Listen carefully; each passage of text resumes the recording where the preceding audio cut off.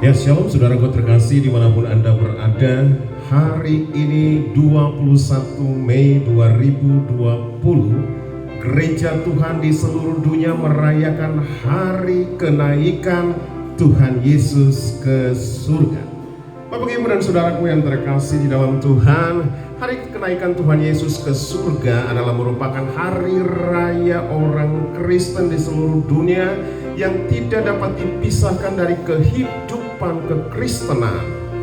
Bapak Ibu dan saudaraku yang terkasih di dalam Tuhan, keselamatan dan kehidupan kekal setiap kita tidak bisa dilepaskan dari 7 dimensi karya Kristus dalam kehidupan umat percaya, yang dimulai dari kelahirannya, kematiannya, kebangkitannya di antara orang mati, kemudian naik ke surga, pencurahan Roh Kudus, kemudian kedatangannya yang kedua kali, lalu yang kemudian yang membawa setiap saudara yang percaya kepadanya masuk di dalam kerajaannya yang kekal. Oleh sebab itu, malam hari ini saya ajak saudara untuk bersukacita, bersyukur kepada Tuhan untuk karyanya yang luar biasa dalam setiap kehidupan kita.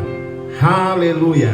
Saya ingin ajak saudara untuk bernyanyi bersama-sama, meninggikan nama Tuhan, memuliakan nama Tuhan, sebab karyanya yang luar biasa dalam hidup kita. Haleluya. Kutinggikan Kau Tuhan.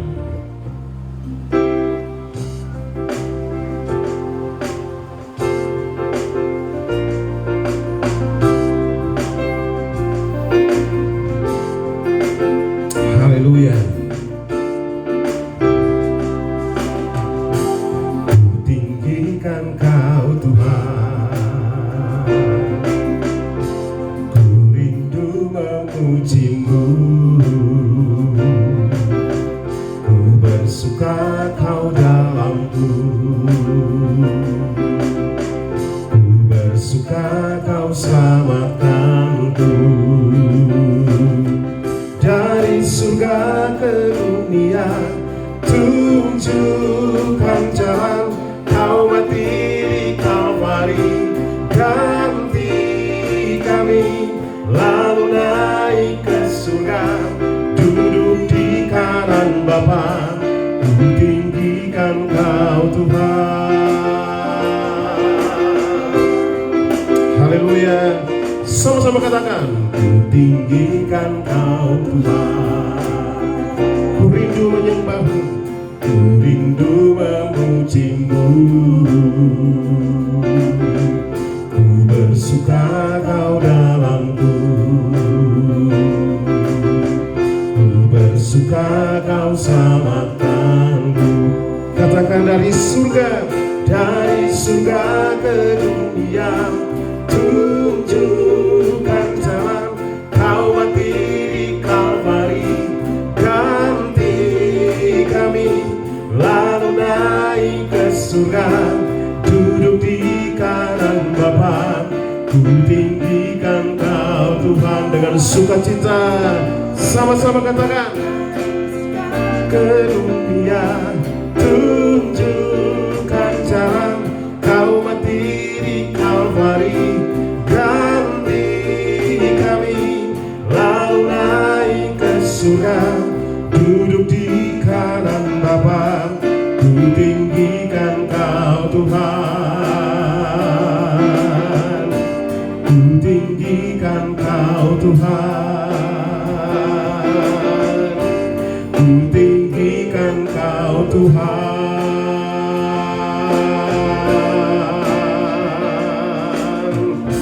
Haleluya.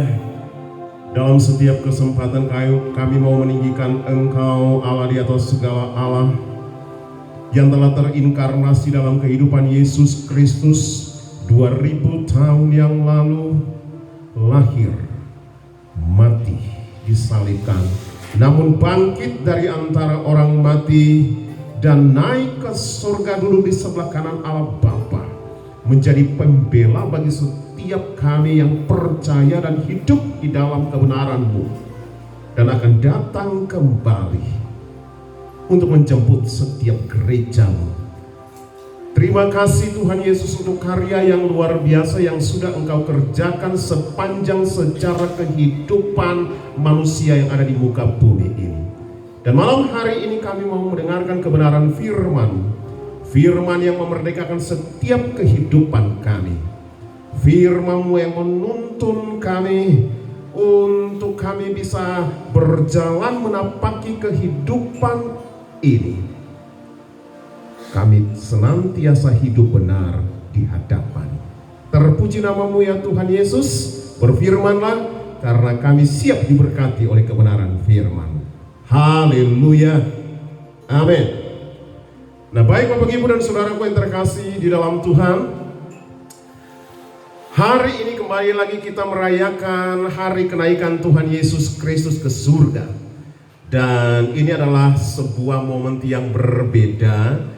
Oleh karena di area ini saudara hanya bisa mengikutinya melalui media online. Kita tidak bisa berkumpul di dalam gereja karena COVID-19 ini. Tetapi percayalah bahwa Tuhan kita Tuhan yang maha hadir. Ia adalah Allah omnipresent, Allah yang hadir di dalam ruang gereja, di dalam persekutuan gereja. Tetapi ia juga Allah yang menyatakan kehadirannya di dalam rumah tangga saudara, di dalam ibadah saudara di rumah. Haleluya. Baik Bapak Ibu dan saudaraku yang terkasih di dalam Tuhan, di hari kenaikan Tuhan Yesus Kristus ke surga, mari kita sama-sama memaknai arti kenaikan Tuhan Yesus ke surga. Saudaraku yang terkasih dalam Tuhan, kebenaran firman Allah menyatakan ada 5 makna daripada kenaikan Tuhan Yesus Kristus ke surga, di mana kita gereja Tuhan harus bersyukur, berbahagia, dan bersukacita karenanya. Di dalam kebenaran firman Allah, dalam Injil Markus 16 ayat yang ke-19, dikatakan, sesudah Tuhan Yesus berbicara kepada mereka, terangkatlah ia ke surga, lalu duduk di sebelah kanan Allah. Saudara, di dalam Injil Sinoptik, hanya kitab Markus yang menjelaskan peristiwa kenaikan Tuhan Yesus ke surga, ditambah dengan frasa ia duduk di sebelah kanan Allah Bapa. Pujian yang baru saja kita naikkan mengatakan, kutinggikan Kau Tuhan, ku rindu menyembah-Mu. Mengapa? Sebab karyanya yang begitu ajaib dalam setiap kehidupan saudara dan saya. Dari surga datang ke dunia, mati, bangkit, naik ke surga, duduk di sebelah kanan Allah Bapa. Malam hari ini saya mau katakan bagi seluruh gereja Tuhan dan semua yang menonton dan menyaksikan acara ini, dengar baik, hanya yang dari surga yang dapat menjelaskan tentang perkara-perkara surga. Hanya yang dari surga yang dapat menunjukkan jalan ke surga. Lain daripada itu tidak bisa dipercaya, tidak dapat dibuktikan kebenarannya. Dan kebenarannya hanya Yesus dari surga, mati menjadi korban bagi setiap saudara dan saya yang percaya kepadanya. Ia yang tidak berdosa harus mati menjadi korban yang kudus, supaya setiap saudara yang percaya kepadanya tidak binasa, melainkan beroleh hidup yang kekal. Pengorbanannya satu kali untuk selama-lamanya, sehingga manusia tidak usah repot-repot tiap tahun harus membawa korban untuk penghapusan dosa. Karena Yesus telah mengorbankan dirinya, sehingga setiap saudara yang percaya tidak binasa, tetapi memperoleh hidup yang kekal. Sekali lagi saya harus nyatakan dengan jelas bagi saudara, hanya yang datang dari surga yang dapat menerangkan tentang perkara-perkara surga. Hanya yang dari surga yang dapat menunjukkan jalan ke surga. Dan hanya yang dari surga yang dapat mempersiapkan surga bagi saudara. Lain daripada itu tidak bisa dipercaya. Haleluya. Bahkan di dalam kebenaran Injil Markus 16 ayat 19, inilah makna yang pertama dari kenaikan Tuhan Yesus ke surga. Ia duduk di sebelah kanan Allah Bapa, frasa terakhir daripada ayat yang ke-19. Mengapa ia harus duduk di sebelah kanan Allah Bapa? Saudaraku, dengar baik-baik makna yang pertama, ia duduk di sebelah kanan Allah Bapa untuk menjadi pembela bagi saudara. Ia duduk di sebelah kanan Allah Bapa untuk setiap saat menjadi pengacara, pembela bagi saudara. Pembela dalam hal apa? Sebab senantiasa manusia ini didakwa oleh iblis. Oleh sebab itu ia menjadi pembela bagi saudara yang didakwa bersalah. Haleluya. Kasihnya ajaib. Saudara dulu orang berdosa, tetapi dia duduk di sebelah kanan Allah Bapa menjadi pembela bagi saudara. Kalau ada tuduhan-tuduhan menyangkut masa lalu saudara yang kelam, masa lalu saudara yang kelabu, Yesus Kristus duduk di sebelah kanan Allah Bapa menjadi pembela, menjadi pengacara yang membenarkan saudara karena pertobatan saudara. Oh haleluya, puji akan nama Tuhan. Nah, saudaraku yang terkasih, di dalam Kisah Para Rasul pasal yang ke-8 ayat yang ke-34 berkata, Kristus Yesus yang telah mati, bahkan lebih lagi yang telah bangkit, yang juga duduk di sebelah kanan Allah, yang malah menjadi pembela bagi saya, bagi saudara, bagi kita. Haleluya. Yang kedua, makna daripada kenaikan Tuhan Yesus Kristus ke surga. Ia menyiapkan rumah, ia menyediakan tempat bagi kita. Di dalam Yohanes 14 ayat yang kedua, firman Allah berkata, di rumah Bapakku banyak tempat tinggal, sebab aku pergi ke situ untuk menyediakan tempat bagi. Wow, luar biasa. Di rumah Bapakku, kata Tuhan Yesus, banyak tempat tinggal.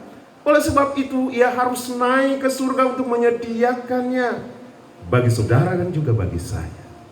Haleluya, terpujilah nama Tuhan. Yang ketiga, saudaraku, makna daripada kenaikan Tuhan Yesus Kristus ke surga. Yesus setelah selesai misi penyelamatan melalui pengorbanannya di kayu salib, di mana darahnya tercurah untuk mengampuni setiap dosa-dosa saudara, dan bilur-bilurnya berkuasa untuk menyembuhkan seluruh sakit penyakit saudara. Dan di atas tiang kayu salib itu ia telah menyelesaikan setiap pergumulan hidup manusia. Itulah misinya. Saudara dengar baik, Yesus tidak bisa mati, tetapi ia menyerahkan nyawanya. Ada banyak orang bilang, Tuhan kok mati? Saudara, Tuhan tidak mati. Mengapa saya katakan itu? Sebab pada hari yang ketiga ia bangkit dari antara orang mati. Memang sebagai manusia korban yang sempurna, ia harus mati sebagai korban. Tetapi ia tidak mati selama-lamanya. Ia bangkit dari antara orang mati. Sebab roh kematian tidak dapat menahannya. Ia bukan hanya sekedar bangkit, tapi ia naik ke surga. Mengapa ia harus naik ke surga? Mengapa ia harus kembali ke surga? Dengar baik saudara, sebagai oknum yang ketiga, Roh Kudus harus dicurahkan untuk saya dan untuk saudara. Yesus Kristus naik ke surga, bukan berarti saudara dan saya ditinggalkan sendiri, tapi oknum ketiga dari Trinitas Allah yang sempurna itu, Roh Kudus, dicurahkan bagi saudara. Firman Allah katakan adalah lebih berguna bagi kamu jika aku pergi, sebab jikalau aku tidak pergi, penghibur yaitu Roh Kudus tidak akan datang kepadamu. Tetapi jikalau aku pergi, aku akan mengutus dia kepadamu. Di dalam Yohanes 16 ayat yang ke-7. Dan kalau ia datang, ia akan menginsyafkan dunia akan dosa, kebenaran, dan yang ketiga, penghakiman. Saudara yang menyaksikan tayangan ini sekali lagi, Roh Kudus dicurahkan bagi dunia, bukan hanya bagi segolongan umat yang namanya Kristen. Roh Kudus dicurahkan bagi dunia, sehingga setiap saudara yang membuka hati untuk menerima roh itu akan menginsyafkan saudara atas dosa-dosa saudara. Roh itu yang akan menerangkan tentang kebenaran yang sejati, kebenaran yang hakiki dalam kehidupan saudara, sehingga engkau hidup di dalam kebenaran. Dan oleh kuasa roh itu akan memampukan engkau untuk tetap hidup benar di hadapan penghakiman. Engkau dibenarkan karena karya roh itu. Haleluya. Roh Kudus dicurahkan. Inilah makna ketiga dari kenaikan Tuhan Yesus Kristus ke surga. Yang keempat, Bapak, Ibu, dan saudaraku yang terkasih, ia pergi, tetapi ia akan datang kembali untuk yang kedua kali. Untuk apa? Untuk memerintah bersama-sama dengan saudara yang hidup benar di hadapannya. Dan yang kedua, untuk membawa saudara dalam kekekalan bersamanya selama-lama-lamanya. Haleluya. Firman Allah menerangkan, Yesus ini yang terangkat ke surga meninggalkan kamu akan datang kembali dengan cara yang sama seperti kamu melihat dia naik ke surga.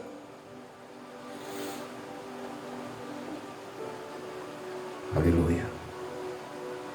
Firman Allah pun menerangkan, dan apabila aku telah pergi ke situ dan telah menyediakan tempat bagimu, aku akan datang kembali dan membawaku ke tempatku, supaya di mana aku berada, kamu pun berada.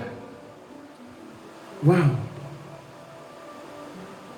Yang berbicara ini bukan hanya sekedar nabi, saudaraku. Nabi tidak bisa membawa orang ke surga, tapi Tuhan membawa orang ke surga. Tuhan dalam Yesus Kristus yang telah mati, bangkit, dan naik ke surga, yang dapat membawa setiap orang yang percaya kepadanya ke surga.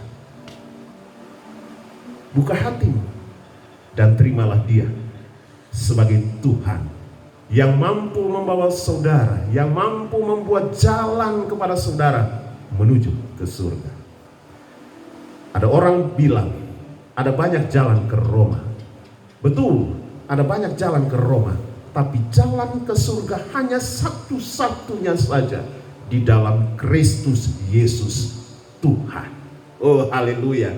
Itulah berita baiknya bagi saudara jika saudara menonton kebenaran ini. Buka hati saudara, terima dia sebagai Tuhan, dan ia akan menunjukkan jalan ke surga bagi saudara. Haleluya. Itulah makna keempat di dalam kenaikan Tuhan Yesus Kristus ke surga.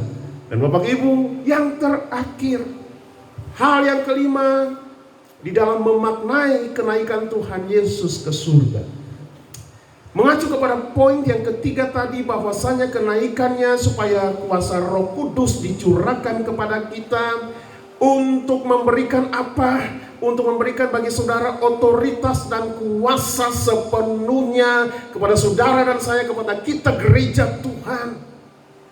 Haleluya. Matius 3 ayat 11 menerangkan, aku membaptis kamu dengan air sebagai tanda pertobatan, tetapi ia yang datang kemudian daripadaku lebih berkuasa daripadaku, dan aku tidak layak melepaskan kasutnya. Ia akan membaptis kamu dengan Roh Kudus dan api. Oleh sebab itu bagi gereja Tuhan, mari perhatikan baik hal ini.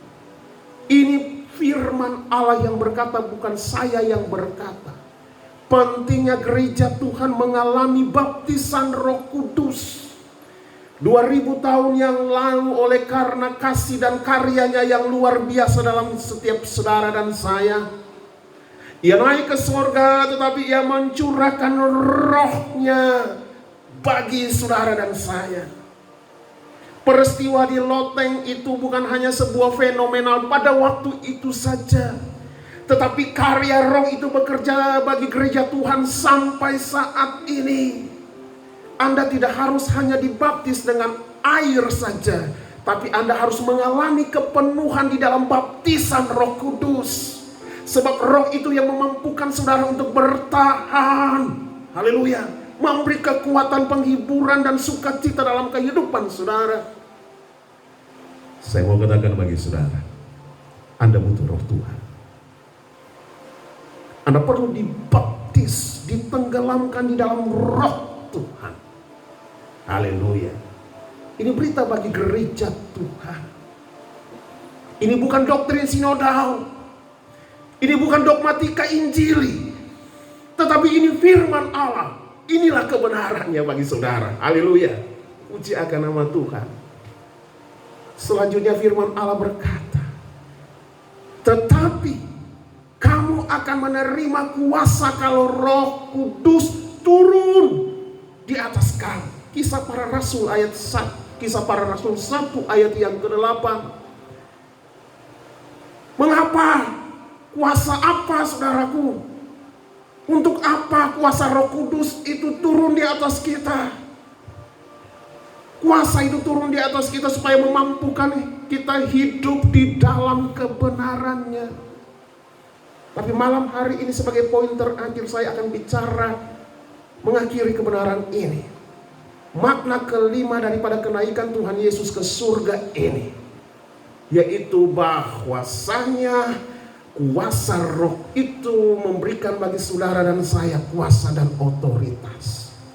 Di samping perangai Roh Kudus itu untuk menuntun kita hidup di dalam kebenaran, sukacita, pengharapan, lebih daripada itu gereja Tuhan dimampukan untuk memiliki kuasa dan otoritas.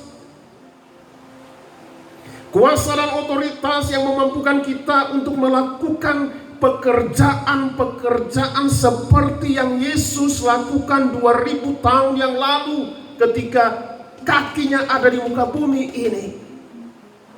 Saudara dengar baik, gereja Tuhan dengar baik. Inilah berita sukacitanya. Inilah kabar sukacitanya bagi saudara. Firman Allah di dalam Yohanes 4 ayat yang ke-12 mengatakan, aku berkata kepadamu, sesungguhnya barang siapa yang percaya kepadaku, ia akan melakukan pekerjaan-pekerjaan yang aku Yesus lakukan. Bahkan pekerjaan yang lebih besar daripada itu, sebab aku pergi kepada Bapa. Ia pergi kepada Bapa supaya rohnya dicurahkan. Dan ketika rohnya itu masuk dalam kehidupan saudara yang namanya soy, kehidupan Allah itu masuk dalam saudara, yang akan memampukan saudara-saudara tidak hidup seperti seorang yang penuh dengan vitalitas saja, tetapi saudara dimampukan dengan aneka perkara-perkara adikodrati yang memampukan saudara melakukan hal yang sama dengan Yesus lakukan 2000 tahun yang lalu. Haleluya. Percayakah saudara kepadanya?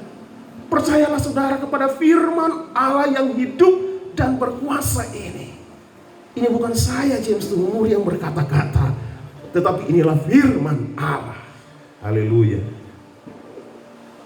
Kuasa yang diberikan bagi saudara oleh Roh Kudus yang akan memampukan saudara untuk melaksanakan misi kerajaan Allah, misi Kristus bagi saudara di muka bumi ini. Apa misinya? Pergi untuk memberitakan Injil. Haleluya. Bukan hanya memberitakan Injil, kebenaran firman Allah menerangkan secara jelas. Sembuhkanlah orang sakit, bangkitkanlah orang mati, tahirkanlah orang kusta, usirlah setan-setan. Kamu telah memperolehnya dengan cuma-cuma. Artinya kuasa itu telah diberikan kepada saudara gereja Tuhan secara cuma-cuma. Oleh sebab itu bergeraklah dengan kuasa itu dan berikanlah, bagikanlah juga secara cuma-cuma bagi seluruh orang yang ada di sekitar saudara. Haleluya. Tuhan Yesus menyertai, Tuhan Yesus memberkati saudara. Hiduplah di dalam semarak kenaikan Tuhan Yesus ke surga, dan maknailah setiap kebenaran yang telah disampaikan kepadamu hari ini. Engkau akan menjadi duta Kristus, representative of Christ Kingdom di muka bumi ini. Sehingga pada saatnya Tuhan berkata kepadamu, sabaslah hambaku yang setia, masuklah dan turutlah di dalam kebahagiaanku. Haleluya. Mari buka hati saudara, saya akan berdoa bagi saudara malam hari ini. Haleluya. Sebagai hamba Tuhan, aku membawa setiap mereka yang menyaksikan tayangan program ini di dalam semarak kenaikan Tuhan Yesus ke surga. Biarlah kebenaran firman ini dimeteraikan oleh Roh Kudus bagi setiap mereka yang mendengar, supaya mereka hidup di dalam kebenaran itu, dan kebenaran itu sendiri akan memerdekakan setiap mereka. Dalam nama Tuhan Yesus Kristus, aku berdoa, menyertai, menuntun, memimpinlah setiap anak-anak. Aku berdoa secara khusus bagi mereka yang mengalami sakit oleh karena COVID-19 ini. Dengarlah baik, imanmu akan menyelamatkan engkau. Percayalah kepada Tuhan. Dengarlah, oleh kuasa darahnya engkau disucikan, engkau diampuni. Terimalah dia sebagai Yesus Kristus Tuhan dan Juru Selamat. Terima dan percaya di hatimu. Dari bibirmu keluar mengakui bahwa Yesus Kristus adalah Tuhan yang menjadi Juru Selamat bagi seisi dunia. Percayalah bahwa oleh kuasa darahmu engkau diampuni, dan oleh kuasa bilur-bilurnya engkau disembuhkan. Terima dengan iman. Terima dengan iman di dalam nama Tuhan Yesus Kristus. Haleluya. Dan kepada seluruh gereja Tuhan aku berdoa, kami akan terus berjalan di dalam amanat agung, mengemban misimu. Kami akan siap menjadi rekan sekerja Allah. Kami akan menjadi duta-duta kerajaan Allah selama kami masih hidup di muka bumi ini. Biarlah namamu disukakan dan hatimu disenangkan. Haleluya, haleluya, haleluya. Amin, amin, amin. Saya James Tuhumuri mengakhiri program Spirit to Grow ini. Sampai kita akan jumpa di dalam video-video berikutnya. Akhir kata, saya dan istri Els mengucapkan Shalom, damai sejahtera Tuhan Yesus Kristus menyertai saudara-saudara sekalian. Amin.